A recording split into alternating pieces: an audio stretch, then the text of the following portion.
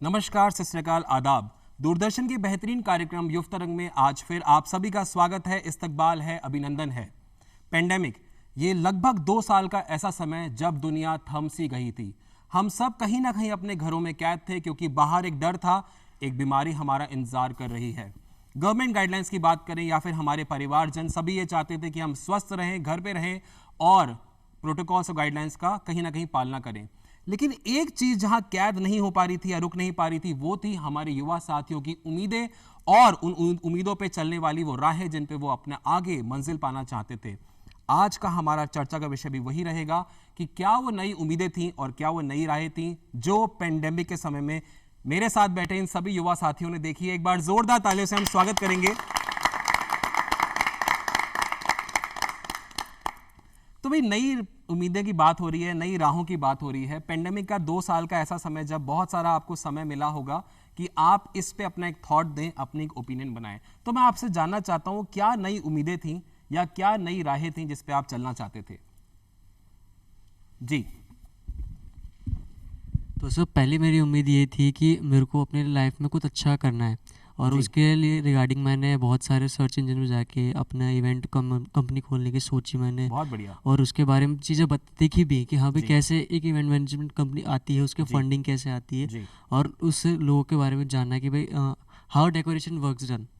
Thank you. तो decoration work कैसे होता है, इवेंट मैनेजमेंट एक फोर्टे, जबकि शायद ये सबसे ज़्यादा हिट फोर्टे था। मतलब ये कहीं ना कहीं इस पे इम्पैक्ट बहुत नेगेटिव आया था पेंडेमिक की बात करें। लेकिन राहें देखिए रुकी नहीं थी, उम्मीदें देखिए रुकी नहीं थी और युवा साथी ये सोच रहे थे कि किस तरह से इस इंडस्ट्री में आगे बढ़ा जाए और अपना एक नया जो आयाम है उसको कहीं ना कहीं छुआ जाए। वेल, बिजनेस की अब बात हो रही है।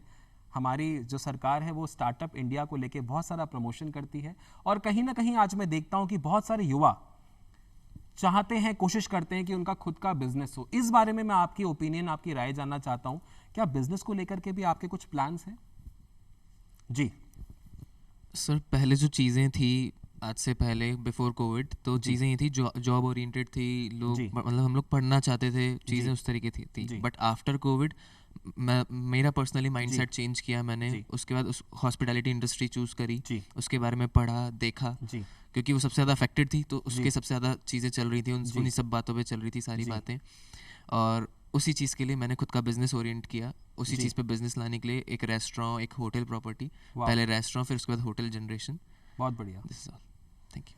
जी, तो कहीं ना कहीं अगर हम आज बात करें, देखिए बिजनेस इम्पैक्ट हुआ ये एक अलग बात थी, लेकिन हम कहीं ना कहीं आज के युवा को देख रहे हैं कि कितना पॉजिटिवली वो सामने आए। जो ये डेवलपिंग नेशन है, जो फास्टेस्ट डेवलपिंग नेशन जिसको हम कह सकते हैं वर्ल्ड वाइड, वहाँ पर जिसमें हम अतिथि देवो भव इस भाव के साथ में अपने गेस्ट को वेलकम करते हैं, उस इंडस्ट्री के लिए भी आप देख पा रहे हैं कितने लोग आज जागृत हैं और कहीं ना कहीं अपना बेंचमार्क यानी बिजनेस देख रहे हैं। पेंडेमिक का समय था, घर पे हम लोग थे। कहीं ना कहीं 2 साल का समय एक ऐसा समय हुआ होगा जब हम अपने परिवार या अपने दोस्तों के बहुत करीब आए होंगे, क्योंकि उससे पहले क्या होता था, लाइफ बड़ी बिजी और शायद हम उतना समय नहीं निकाल पाते थे। मैं आप लोगों से ज़रूर जानना चाहूँगा वो समय आप लोगों ने अपने परिवार के साथ कैसे बिताया और किस तरह का आपका एक्सपीरियंस रहा। जी, आप बताएं।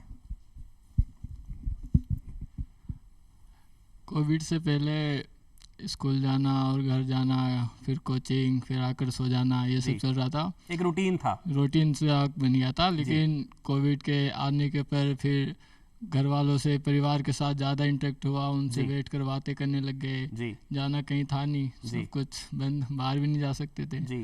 तो घर में बैठना, एक साथ डिनर, लंच, ब्रेकफास्ट, एक साथ कुकिंग करना, सब एक साथ ले लेकर इतना अच्छा रहा कि वो अब याद सीख है कि कुछ किए हैं और यादें बहुत सीख साझा किए, कहानियाँ सुने, कहानियाँ सुनाए। बहुत अच्छा रहा था, ले देकर बहुत मज़ा आया था।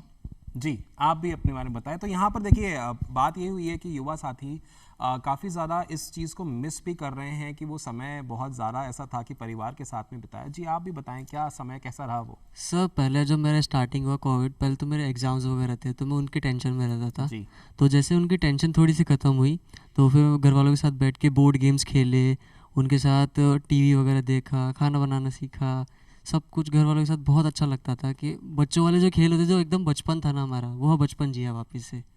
बचपन जिया, और ये बचपन जीने में जो एक अहम भूमिका थी, एक बार तालियां बजाते हैं दूरदर्शन परिवार के लिए, क्योंकि जो बचपन जीने वाली बात है, मुझे याद है बचपन में हम कार्यक्रम देखा करते थे, शक्तिमान कार्यक्रम देखा करते थे हम, कहीं ना कहीं रामायण कार्यक्रम देखा करते थे, महाभारत। तो दूरदर्शन परिवार ने वापस से हमारे बचपन को जीना, हमें वापस से यादें दिलाई कि वो एक कार्यक्रम हुआ करते थे दूरदर्शन, हम लोग देखा करते थे उस समय भी और आज भी देखा करते हैं। दूरदर्शन ने बहुत हमें उस समय में मदद करी, नहीं तो शायद वो समय काटना मुश्किल हो जाता।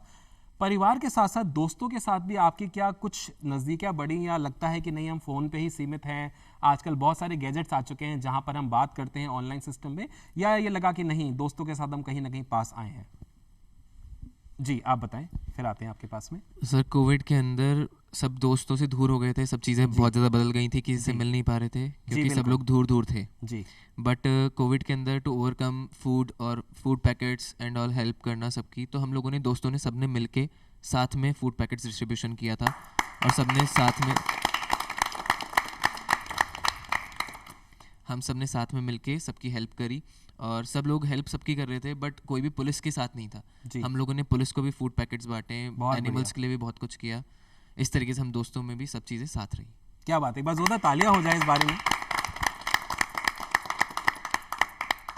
जी आप भी कुछ कहना चाह रहे थे? मेरी तरफ से ये है कि पैंडेमिक में जो हमारी दोस्ती थी वो थोड़ी दूर हुई है, क्योंकि पैंडेमिक से पहले हम साथ में खेलते थे, मिलते थे, जुलते थे, लेकिन पैंडेमिक के बाद जो हमारे बीच की बातचीत थी वो सिर्फ फ़ोन कॉल पे या तो वीडियो के थ्रू होती थी। जी। तो देखा जाए तो हमारी दोस्ती थोड़ी इफेक्ट हुई है उसकी वजह से। तो एक मिक्स आप देख पा रहे हैं, थोड़ा सा मिला जुला सा इसका हमें आंसर मिला युवा साथियों से। कुछ ने मदद करी तो कुछ ने कहा थोड़ी सी शायद दूरियां थोड़ी सी बड़ी हैं, लेकिन कहीं ना कहीं एक बात से हम ज़रूर अग्री करेंगे कि दोस्तों के साथ हमने बातचीत एटलीस्ट इसलिए तो की होगी, घर पे सब सही तो हैं, आप लोग स्वस्थ तो हैं, किसी चीज़ की ज़रूरत तो नहीं है। भाई आपने तो खैर खाना ही बांटा है, लेकिन जिन्होंने खाना नहीं भी बांटा होगा वो कहीं ना कहीं चिंतित होंगे कि सबके पास खाना पहुंच रहा है नहीं पहुंच रहा है। अखंड भारत की जब हम बात करते हैं तो ये सामने आता है। ज़ोरदार एक बार तालियां हो जाए हमारे अखंड भारत के लिए। पेंडेमिक ऑलमोस्ट ओवर हो चुका है। आज हम देख रहे हैं कि फॉर्चुनेटली केसेस बहुत कम आ रहे हैं और ऊपर वाले से यही दुआ है कि बहुत जल्द केसेस ना के बराबर या ज़ीरो ही आ जाएं। पेंडेमिक के बाद की अगर हम लर्निंग की बात करें तो किस तरह से आप देखते हैं कि वो समय ने आपको क्या सीख दी जो आज अपनी लाइफ में आप देख पा रहे हैं?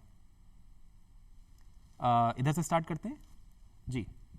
जब पेंडेमिक ख़त्म हुआ तब कुछ बातें जो हमने सीखी वो ये थी कि पहला तो हमें किसी भी प्रॉब्लम के लिए हमेशा तैयार रहना चाहिए, कोई भी प्रॉब्लम कभी भी आ सकती है जी। दूसरी ये थी कि हमें थोड़ी सेविंग करनी चाहिए ताकि फ्यूचर में हमें कोई प्रॉब्लम ना हो। और एक पर्सनली मैंने ये सीखा कि जब पेंडेमिक आया उससे पहले मेरी 12th कंप्लीट हुई थी जी। और मुझे कोई आइडिया नहीं था कि मुझे करना क्या है। तो उस बीच मेरे को समय मिला अपने आप को जानने के लिए कि मैं क्या कर सकता हूँ। आगे जाके मैंने अपना कैरियर चूज़ किया कि मुझे इसमें अपना फ्यूचर बनाना है जी। तो इस वजह से पेंडेमिक ने मुझे थोड़ा टाइम दिया कि हाँ मैं अपने आप को पहचान लूँ कि मैं कौन हूँ। तो समय दिया जी। आप बताएं। पैंडेमिक के दौरान कई चीज़ें सीखने को मिली। इसमें सबसे ज़्यादा अच्छा था ये कि हम स्टडीज़ जो रेगुलर स्टडीज़ हैं चल रही हैं उनके अलावा भी बहुत सारी एक्टिविटीज़ हम कर पाएंगे जी। उस वजह से, ताकि हम खुद का सेल्फ डेवलपमेंट कर सकें। एंड ये सब ही चल रहा था पैंडेमिक के दौरान और इस तरह से हमने बहुत कुछ सीखा। सेल्फ डेवलपमेंट चल रहा था, बहुत सारी चीज़ें हम सीख रहे थे। हम आपके पास भी आते हैं कि पेंडेमिक से आपने क्या सीख ली और आज क्या लर्निंग को लेकर के आप चल रहे हैं जी। सर मैंने पेंडेमिक से ये सीख ली कि पहला अपना इनकम सोर्स डिफरेंट वे में रखें। एक इनकम सोर्स रखेंगे तो बहुत ज़्यादा प्रॉब्लम होगी जब ऐसे पेंडेमिक्स आएंगे, तो अपना सेविंग्स वगैरह कुछ नहीं होगा अपने पास जी। अगर इनकम सोर्स ज़्यादा हुआ अपना तो एक का ऊपर इम्पैक्ट भी पड़ता है, तो अपन डिफरेंट सोर्स से अपना अर्न कर सकते हैं और अपनी सेविंग कर सकते हैं जी। इनकम सोर्स डबल कर सकते हैं, सेविंग कर सकते हैं। यहाँ से भी युवा साथी कुछ बताना चाह रहे थे जी। सर जैसे मेरे साथियों ने बोला कि हमें और भी ज़्यादा डिफरेंट सोर्सेज रखने चाहिए इनकम के, बट उसी चीज़ से मेरा ये कहना है कि आपके जितने इनकम सोर्सेज ज़्यादा हैं तो आपको अपने सोशली आपको नीडी पीपल को भी ध्यान देना चाहिए। जिनके पास खाना नहीं है एक टाइम का, उनको आपको चद्दर, उनकी ज़रूरतें, एक टाइम का खाना, जितना आप अपनी तरफ से प्रोवाइड कर सकते हो आपको वो भी करना चाहिए। तो आप देख रहे हैं कि कितना ज़्यादा चेंज आया है। आज हम इनकम तो सोचते हैं लेकिन ये भी सोचते हैं कि हम हेल्पिंग हैंड बने। आज हम अपना कंफर्ट तो देखते हैं, लेकिन क्या वो जो सड़क पे रहते हैं कहीं ना कहीं वो चादर ओढ़ के सो रहे हैं या नहीं सो रहे हैं, हम ये भी सोचते हैं। यही नहीं, हम ये भी सोचते हैं कि जो इनकम हम जनरेट कर रहे हैं क्या वो एक ही तरीके से आ रही है। खुदा ना खास्ता अगर फिर ऐसा कुछ समय आता है तो वो एक ही तरह की इनकम रहेगी या हमारे पास और भी ऑप्शन है, या फिर उस इनकम के साथ में हम कुछ सेविंग प्लान कर रहे हैं या नहीं कर रहे हैं। कहीं ना कहीं समय ने हमें बहुत कुछ सिखाया है। और अगर हम सीख की ही बात करें, मैं आपसे एक और चीज़ जानना चाह रहा था। डिजिटल एरा आया और बहुत सारी चीज़ें डिजिटलाइज हुई, साथ ही साथ में वर्क लाइफ बैलेंस की अगर हम बात करें तो कहीं ना कहीं वर्क फ्रॉम होम का एक कल्चर आया। अगर आज जैसे आप कह रहे हैं कि आप बिजनेस करना चाहते हैं, आप कुछ अपने नए सेटअप पे जाना चाहते हैं या आप जॉब करना चाहते हैं, अगर आप कोई ऑप्शन मिले कि आपको वर्क फ्रॉम होम दिया जाए तो कितना कंफर्टेबल होंगे आप इस वर्क फ्रॉम होम के कॉन्सेप्ट के साथ में? जी, इस साइड से शुरू करते हैं फिर इस साइड आते हैं। वर्क फ्रॉम होम एक तरह से हमारे लिए थोड़ा फ़ायदेमंद होगा, क्योंकि उसमें हमें अपने घर वालों के साथ थोड़ा टाइम स्पेंड करने का मौका मिलेगा, जो हमें पैंडेमिक से पहले बहुत कम ही मिलता था जी। और दूसरा ये है कि हमें जब हम वर्क फ्रॉम होम करेंगे तो हमें थोड़ा कंफर्ट मिलेगा और हम काम को बेहतरीन तरीके से और अच्छे से कर पाएंगे। जी, तो काम को बेहतरीन तरीके से कर पाएंगे और अच्छी तरीके से कर पाएंगे, ये कहीं ना कहीं सोच है। जी बताइए। ड्यूरिंग लॉकडाउन और पैंडेमिक हमें काम करने के लिए वर्क फ्रॉम होम मिला, उससे ये तो फ़ायदा हुआ कि हम अपने फैमिलीज़ को ज़्यादा टाइम दे पाए। पर ये सेम टाइम पे ये एक और बेनिफिट है कि जो हमने अपने परिवार को टाइम दिया उसके साथ साथ जो हम काम कर रहे हैं वो अच्छे ज़्यादा एफर्ट के साथ कर पा रहे हैं, क्योंकि हमारे पास जो एक्स्ट्रा टाइम जो हमें ट्रैवलिंग के साथ मिला है या फिर इसका एक्सपेंस है वो भी हमें बचा है, एंड थोड़ा सा ये एक बेनिफिट ही है अपने लिए। तो वर्क फ्रॉम होम कहीं ना कहीं हम बहुत ज़्यादा पॉजिटिव ले रहे हैं, आपसे भी हम जानना चाहेंगे। पॉजिटिव तो हम ले ही रहे हैं, साथ ही साथ में हम ये भी कहीं ना कहीं बैलेंस करने की कोशिश कर रहे हैं कि वर्क लाइफ बैलेंस भी रहे। बहुत अच्छी बात युवा साथी ने यहाँ रखी कि पॉल्यूशन भी शायद कम होगा अगर हम ट्रैवलिंग एक्सपेंडिचर्स को कम करें और साथ ही साथ में अपने एनवायरनमेंट का ध्यान रखें और हम ज़्यादा फोकस भी कर सकते हैं। जी, तो सर जैसे वर्क फ्रॉम होम हुआ, ऐसे मेरे फ्रेंड ने कहा कि उससे हमारे एक्सपेंसेस कम हो गए, लेकिन एक्सपेंसेस कम हुए तो हमारी सेविंग्स वगैरह भी बढ़ी। जैसे हमारे एक्सपेंस पेट्रोल वगैरह ट्रैवलिंग में चल जाते थे, वहाँ से हमारी सेविंग्स बढ़ी। हमारा इन्फ्लुएंस हुआ कि हम ज़्यादा काम कर सकते हैं घर बैठ के इन कंपेरिजन टू ऑफिस में एक लिमिटेड आवर था 8 आवर्स और 10 आवर्स, लेकिन आप घर बैठ के आप कितनी देर भी काम कर सकते हो। तो देखिए माइंडसेट चेंज हुआ है कि अब वो 8 घंटे हमारे लिए बैरियर नहीं रहेगा। अगर ज़रूरत पड़ेगी तो हम 12 घंटे काम करेंगे, अपने कंफर्ट जोन में काम करेंगे। तो फोकस काम को लेके चेंज नहीं हुआ है, फोकस ये चेंज हुआ है कि हम क्या एनवायरनमेंट के लिए थोड़ा सोच के एनवायरनमेंट फ्रेंडली हो सकते हैं, क्या हम कहीं ना कहीं ट्रैवल टाइम को बचा सकते हैं, क्या हम वर्क लाइफ बैलेंस ज़्यादा कर सकते हैं। क्योंकि 2 साल का समय हमें कहीं ना कहीं आदत पड़ गई है कि घर वालों के साथ में हम रहें, तो क्या उस आदत में थोड़ा सा हमें अगर लेवरेज मिल जाती है तो हम वर्क और लाइफ को बैलेंस कर पाएंगे। जी, आप लोग बताएं। सर सबसे ज़्यादा हेल्प वर्क फ्रॉम होम में ये रही कि जो किसी के कोविड हो गया या किसी की कोई इंजरी थी तो उनकी इनकम रुकी नहीं, क्योंकि वो घर पे थे तो वो अपना काम करते रहे, सेविंग्स इनकम सोर्स रुका नहीं। और क्योंकि वो अगर कोई सिंगल हैंडी इनकम है तो उनके लिए सबसे ज़्यादा बेनिफिशियल था। और आज भी अगर किसी के कुछ भी प्रॉब्लम होती है तो वो घर में रह के काम कर सकते हैं, क्योंकि वर्क फ्रॉम होम का एक एरा इंट्रोड्यूस हो चुका है in the complete industry of working. तो ये एक एरा इंट्रोड्यूस हो चुका है in the complete industry of working, और कहीं ना कहीं ये चीज़ बहुत अनकॉमन नहीं रही है। वर्क फ्रॉम होम आज कॉमनली आदमी एक्सेप्ट भी कर रहा है और उसके लिए कहीं ना कहीं आगे बढ़ भी रहा है। और कोई युवा साथी इस पे अपनी जी बताएं। इनिशियली वर्क फ्रॉम होम काफ़ी डिफ़िकल्ट रहा है जी। घर पे बैठ के इतना ही कॉन्सेंट्रेट करना जितना अपन ऑफिस में कर पाते थे जी, वो काफ़ी डिफ़िकल्ट था। लेकिन कोविड ने हमें ये भी सिखाया है, तो हमने कोविड से ये सीखा है कि कैसे हम घर पे रहकर भी अपना वर्क लाइफ बैलेंस कर सकते हैं। वर्क लाइफ बैलेंस हम कर सकते हैं, घर पे हम रह सकते हैं, मेहनत हम करते रहेंगे, रुकेंगे नहीं, चाहे फिर वो स्टार्टअप हमारे मिशन हो या फिर हमारी जॉब्स हो, क्योंकि हमारे पे जो दारोमदार है ऑलमोस्ट 70% पॉपुलेशन हम अपने आप को कहते हैं। और इस डेवलपिंग नेशन को और ज़्यादा कैसे फास्टेस्ट डेवलपिंग करना है, इसका भी कहीं ना कहीं क्रेडिट हम पे ही आना है। अगर अभी आप लोगों में से बहुत सारे लोगों ने मुझे बताया कि सोशल सेक्टर की तरफ या फिर समाज सेवा की तरफ आप लोगों का बहुत रुझान बढ़ा है, आप लोगों में से आपने बताया कि खाने वगैरह भी आपने डिस्ट्रीब्यूट किए। अगर मैं उस समय को देखूं तो उसके बाद में ये जो सिविक सेंस है इसमें कितना ज़्यादा इंक्रीमेंट आया और युवा आज अपने आप को कितना इनलाइन देखता है कि इस डेवलपिंग नेशन में, क्योंकि ये डेवलपिंग है, डेवलप नहीं है, तो अभी युवा क्या सोचता है कितना कंट्रीब्यूशन करना और बाकी है जिससे कि हम और ज़्यादा पेस से डेवलप्ड नेशन की तरफ बढ़ें। जी सर टॉकिंग अबाउट कि कितना कंट्रीब्यूशन करना चाहिए एज अ इंडियन सिटीज़न, आपको जितना कंट्रीब्यूशन आप करोगे वो आपके लिए कम ही रहेगा। जी जितना आप कंट्रीब्यूट करोगे अपने समाज के लिए, अपने देश के लिए, वो आपके लिए ही उभर के आगे आएगा। जितना आप अपने एनवायरनमेंट को क्लीन रखोगे, सेफ रखोगे, हाइजीनिक रखोगे, वो आपके लिए ही आगे बेनिफिशियल रहेगा। तो I think we should contribute. तो कंट्रीब्यूट अपने को करना है। देखिए बात वहीं आ रही है कि आज युवा सिर्फ अपना नहीं देख रहा है, और मुझे जान के बहुत खुशी हो रही है क्योंकि हम सिर्फ अपनी बात नहीं कर रहे हैं। अभी तक ऐसा मैंने किसी से भी नहीं सुना कि मेरी इनकम, मेरी चीज़ें, या मैं मेरे समय को ऐसे देखता हूँ। वो अपने आप को परिवार के साथ जोड़ रहे हैं, वो अपने आप को देश के साथ जोड़ रहे हैं, वो अपने आप को काम के साथ जोड़ रहे हैं। और अभी जैसे युवा साथी ने बताया कि भारत के जब आप युवा की बात करते हैं तो आप कहीं भी उसको ये नहीं कह सकते कि मुझे इतना काम करना है। शायद 24 घंटे काम करना भी हमें कम पड़े, क्योंकि जिस स्पेस से हम बढ़ना चाहते हैं शायद 1.3 मिलियन मतलब करोड़ अरब लोग हैं हम लोग, और अगर वो अगर इस स्पेस से बढ़ते रहेंगे तो हम शायद हमारा जो टारगेट है एक डेवलप नेशन को पाने का, शायद हम जल्दी से उसको पा पाएँ। पढ़ाई की अगर हम बात करें तो बहुत सारे चेंजेस आए। अभी हमने बात करी सोशल सेक्टर की, अभी हमने बात करी जॉब्स की, लेकिन सबसे इंपॉर्टेंट एलिमेंट होता है पढ़ाई का भी। पढ़ाई में कितने चेंजेस आए हैं, क्योंकि उस समय भी पेंडेमिक के समय आप लोग घर से अपनी पढ़ाई कर रहे थे, और कहीं ना कहीं किताबें उस समय कितनी पास थी नहीं थी हमें नहीं पता है। उस बारे में मैं आपका ज़रूर ओपिनियन जानना चाहूँगा कि उसके बाद क्या अभी भी किताबों से उतनी ही दोस्ती है या हम डिजिटल एरा की तरफ ज़्यादा बढ़े हैं। जी इस तरह से आप शुरू करते हैं।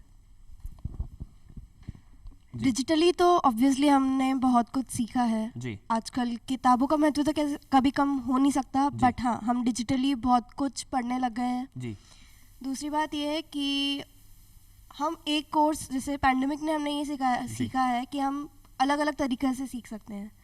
ज़रूरी नहीं हम जिस कोर्स पे पढ़ाई कर रहे हैं हम सिर्फ उसी कोर्स को करें, हम उसके साथ भी और सारे चीज़ें पढ़ सकते हैं और चीज़ों के बारे में जान सकते हैं और चीज़ों की नॉलेज भी ले सकते हैं।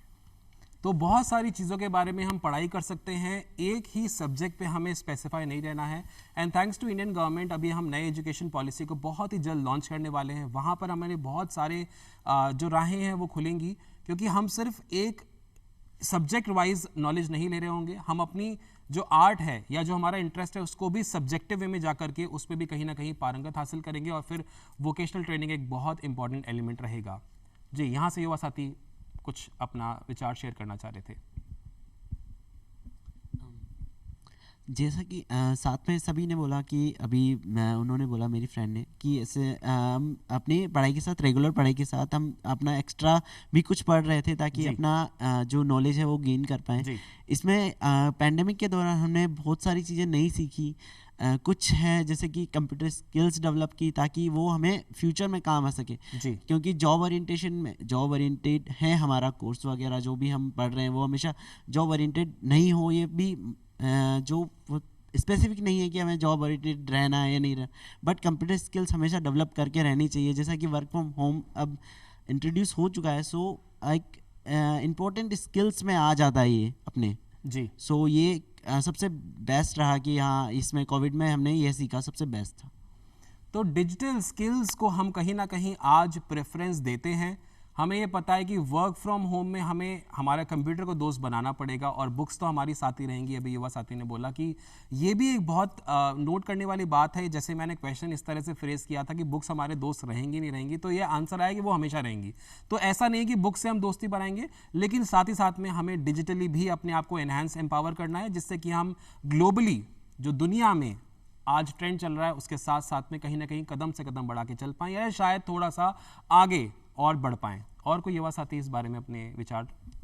जी सर, डिजिटल इंडिया के हेल्प से ये भी हुआ कि ना, जो हम पहले किताबों से पढ़ते थे वो ज़्यादा टीचर्स अगर नहीं समझा पाते थे सही से, तो हम सर्च इंजन के थ्रू उसको और अच्छे से एनहेंस करके अच्छे से समझ सकते हैं कि हमेशा टीचर्स पढ़ाएं, वो ज़रूरी नहीं बच्चों को समझ में आए। लेकिन क्योंकि आई थिंक एक टीचर के पास बहुत सारे बच्चे होते हैं, तो टीचर्स तो अपने हिसाब से अच्छा ही पढ़ाती है, लेकिन कई बार आपके पास ऐसा होता होगा कि आप क्वेश्चन पूछ पाए नहीं पूछ पाए, या फिर हम सब शर्माते भी हैं थोड़ा बहुत कि टीचर से पूछेंगे तो डांट पड़ेगी। लेकिन ये आपने बहुत अच्छी बात करी कि सर्च इंजन में उसको सर्च कर सकते हैं। जी हाँ, तो इन वो सर्च इंजन में सर्च किया उसको और अच्छे से आप पढ़ सकते हो, आपको समझ में आता है, लाइफ लॉन्ग आपको वो चीज़ याद भी रहती है। जी तो डिजिटल इंडिया ने ये बहुत ज़्यादा हेल्प करी है। तो क्या हम नोट्स वगैरह भी आजकल नोटबुक से बना रहे हैं, या आजकल वो भी चेंज हो गया है और वो हम कहीं ना कहीं लैपटॉप या डेस्कटॉप पे बनाने लगे हैं? जी जी जी, हम यहाँ से शुरुआत कर सकते हैं। सर इस चीज़ में एरा बहुत बदल चुका है, क्योंकि आजकल नोट्स वगैरह बिकॉज ऑफ पास्ट 2 इयर्स सब चीज़ें ऑनलाइन चल रही थी, ऑनलाइन सारी पढ़ाई हो रही थी, तो इस वजह से जितने भी नोट्स प्रोवाइड हुए वो सारे ऑनलाइन ही हुए, डॉक्यूमेंटेशन में हुए, डॉक्यूमेंट आए उनसे ही पढ़ाई हुई, उनके ही प्रिंट आउट से पढ़ाई हुई। अब जाके थोड़ा सा चेंजेस आ गए हैं कि हैंड प्रेफरेबल नोट्स हम लोग खुद बना रहे हैं for the self understanding, but वो जो ऑर्गेनाइजेशंस के थ्रू पहले जो स्कूल्स के अंदर हुआ करता था अब वो नहीं है। अब वो नहीं है, मतलब समय काफ़ी चेंज हो चुका है, आजकल नोट्स बनने लगे हैं ऑनलाइन। युवा साथी यहाँ से भी अपने विचार व्यक्त करना जब चाह तक रहे थे। पैंडेमिक चल रहा था तब तक जो हमारे नोट्स थे वो तो जो टीचर्स ने भेजे थे ऑनलाइन उनके थ्रू ही थे, तो हम कुछ हैंड रिटन था नहीं। लेकिन अभी जब कोरोना ख़त्म हुआ तब हमने थोड़े नोट्स बनाना चालू किए, ताकि जो हैंड रिटन जो नोट्स थे वो हमने लिखने चालू किए, क्योंकि कॉलेजेस में स्कूल्स में वो चेक होने लगे कि हम नोट्स चेक करेंगे। लेकिन पहले ऐसा कुछ नहीं था, पहले था जो था ऑनलाइन ही था, बस फ़ोन उठाओ उससे पढ़ना चालू कर दो, नोट्स हमें खुद से बनाने पड़ते नहीं थे। लेकिन अब हमें थोड़े बहुत नोट्स बनाने पड़ रहे हैं। ऐसा लग रहा है कुछ दर्द सा लग रहा है, ऐसा करने में थोड़ा सा कष्ट हो रहा है, लेकिन ये तो मजाक की बात थी। बट हाँ, कहीं ना कहीं हमारे लिए अच्छा हुआ है कि डिजिटली आज हमारे सामने नोट्स हैं, तो हम उन पे फॉलो अप भी कर सकते हैं। जी, आप भी कोई विचार अपने व्यक्त करना चाह रहे थे? जी जैसा कि बताया कि बुक्स जो हैंड रिटन बुक्स या फिर बुक्स की बात है या नोट्स की बात है, ऑनलाइन नोट्स एक जो provided notes print out notes होते हैं वो एक तरह से लिमिटेड होते हैं। अगर हम ऑनलाइन पढ़ते हैं तो वो लिमिटलेस है, अपन को वहाँ पे अलग अलग सोर्सेज हैं, हम सर्च इंजन्स पे अलग अलग सोर्सेज से हम पढ़ सकते हैं, सेम कंटेंट सेम टॉपिक से रिलेटेड कुछ भी हम पढ़ सकते तो हैं। नॉलेज काफ़ी एनहांस होगी उसमें, आप ये कहना चाह रहे हैं? Yes, जी, sir. आप भी अपना कोई बात रखना चाह रहे थे? तो सर जैसे मेरे फ्रेंड ने कहा कि हाँ ना, सर्च इंजन के थ्रू हम ज़्यादा पढ़ सकते हैं। जी। तो जो नोट्स वगैरह आते थे, नोट्स अपन ऑनलाइन पढ़ लिया, बट डिजिटल इंडिया से अपन उसे कहते हैं नॉलेज वगैरह और ज़्यादा गेन कर सकते हैं। एक ही टॉपिक को वास्ट करके अपन पढ़ सकते हैं उसके बारे में, कि पढ़ लिया उसके बारे में, चलो बुक में इतना था, एक लिमिट तक पढ़ सकते हो आप। लेकिन डिजिटल इंडिया आने के बाद उसी टॉपिक को आप फास्ट कर दो कि हाँ भाई अच्छे से समझ में आ जाए हर चीज़। डिजिटल इंडिया आ चुका है और समय अब बदल चुका है। हमारा युवा ये जानता है कि कितनी ज़्यादा ज़रूरत है इस डिजिटल इंडिया को और आगे बढ़ाने की। नोट्स बनते हैं, लेकिन अब नॉलेज और डेप्थ लेके जाते हैं। सर्च इंजन पे ज़्यादा सर्चेस बढ़ चुके हैं उसके बारे में, और आप कहीं ना कहीं ये सोचते हैं कि अब हमें इसको नेक्स्ट लेवल पे लेके जाना है। बट मेरा एक क्वेश्चन अभी मेरे जहन में है, मैं आपसे ज़रूर पूछना चाहूँगा। हम वर्क लाइफ बैलेंस की बात तो कर रहे हैं, लेकिन इस एज में अभी वर्क लाइफ बैलेंस से ना, मतलब उस तरफ से सोचते हुए ना, अगर हम इस बारे में बात करें कि फिजिकल एबिलिटीज़ और मेंटल एबिलिटीज़, हम पेंडेमिक से पहले शायद ज़्यादा खेल कूद में रहते थे। हमारे बड़े भी ये कहते थे, बुजुर्ग भी ये कहते थे कि आप बाहर जाएं, खेल कूद करें, थोड़ी सी अपना व्यायाम करें, एक्सरसाइज करें। वो कहीं ना कहीं 2 साल रुका। तो उस बारे में आप क्या कहना चाहते हैं कि पेंडेमिक के बाद में भी क्या वो रुका हुआ है या चीज़ें चेंज हुई हैं अभी? जी, आपके पास आते हैं। जी सर, चीज़ें बहुत ज़्यादा चेंज हुई है। फिटनेस इंडस्ट्री में सर ग्रोथ हुई है अच्छी खासी। आप लग रहे हैं थोड़ा फिट एंड फाइन, आप करते हैं एक्सरसाइज वगैरह, लग रहा है ऐसा। Yes sir. जी सर पहले लोग फिटनेस पे ज़्यादा ध्यान नहीं देते थे जी बट सर अब फिटनेस इंडस्ट्री में बहुत इंक्रीज़ हुआ है इन चीज़ों को लेके, और हेल्दी खा रहे हैं आजकल लोग। जी। पहले सर ऑयली फूड ज़्यादा खाते थे, ये सब चीज़ें, तो जी। सर अब बहुत चेंज हुआ है इसमें। तो ऑयली ज़्यादा खाते थे, लेकिन फिटनेस कहीं ना कहीं आज एक बहुत इंपॉर्टेंट एलिमेंट है। और जानते हैं अपने युवा साथी से, इनका क्या इस बारे में कहना है? जी सर बिफोर कोविड लोग टाइम नहीं दे पा रहे थे अपनी हेल्थ के लिए जी। बट आफ्टर कोविड लोग, कुछ पहले तो कुछ लोग ही देते थे, अब सब लोग देते हैं। साइकिलिंग, जिमिंग इतनी ज़्यादा हो गई है अब कि लोग बहुत ज़्यादा इस चीज़ के लिए अडॉप्ट कर रहे हैं इन सब चीज़ों को, कि साइकिल यूज़ करना जी। To reduce the pollution as well as to maintain the health. जी एंड वही उसी चीज़ में same scenario for the food में भी लोग बहुत ज़्यादा चूज़ी हो गए हैं, देख के लेते हैं और हाइजीनिक एंड हेल्दी प्रेफर करते हैं इंस्टीड ऑफ अनहेल्दी और नॉन हाइजीनिक फूड। तो अब हाइजीनिक फूड प्रेफर होता है, अनहेल्दी फूड को हमारे युवा अवॉइड करता है, और उसी के साथ साथ में अवॉइड करता है कि वो जितनी भी ये चीज़ें हैं जो इनको नेगेटिव करती हैं उससे थोड़ा दूर रहे। मज़ा बहुत आया आपको, आप लोगों के साथ में बात करने से। एक लास्ट क्वेश्चन पूछना चाहूँगा, क्या कोई ऐसी एक्स्ट्रा करिकुलर एक्टिविटी भी आपने करी, नई डेवलप करी, जहाँ पर आपको लगा हो कि ये मेरी एक नई स्किल्स थी? आपसे शायद मेरी बात हो रही थी, तो आप बता रहे थे कुछ आपने नया डेवलप किया है। जी सर मैंने 2 चीज़ें डेवलप करी, एक अपनी कुकिंग एबिलिटीज़ सुधारी और सिंगिंग वगैरह सीखी थोड़ी तो बहुत। हो जाए कुछ सिंगिंग, 2 शब्द। तो सर मेरा फेवरेट सिंगर है अरिजीत सिंह। क्या बात है, तो युवा साथी अरिजीत सिंह तो पसंद होगा ही। तो जी। उनका एक फेमस सॉन्ग है सावन आया है। हो जाए। सो मोहब्बत बरसा देना तू, सावन आया है, तेरे और मेरे मिलने का मौसम आया है। सबसे छुपा के तुझे सीने से लगाना है, प्यार में तेरे हद से गुजर जाना है, इतना प्यार किसी पे पहली बार आया है। तो ये उम्मीदें थमेंगी नहीं, ये राहें बढ़ती रहेंगी। फिर हम आपके साथ में आएंगे एक और चर्चा के विषय को लेकर के। तब तक अपना ख्याल रखें, सैनिटाइज को यूज करते रहें और दूरी बना रखें। नमस्कार, जय हिंद।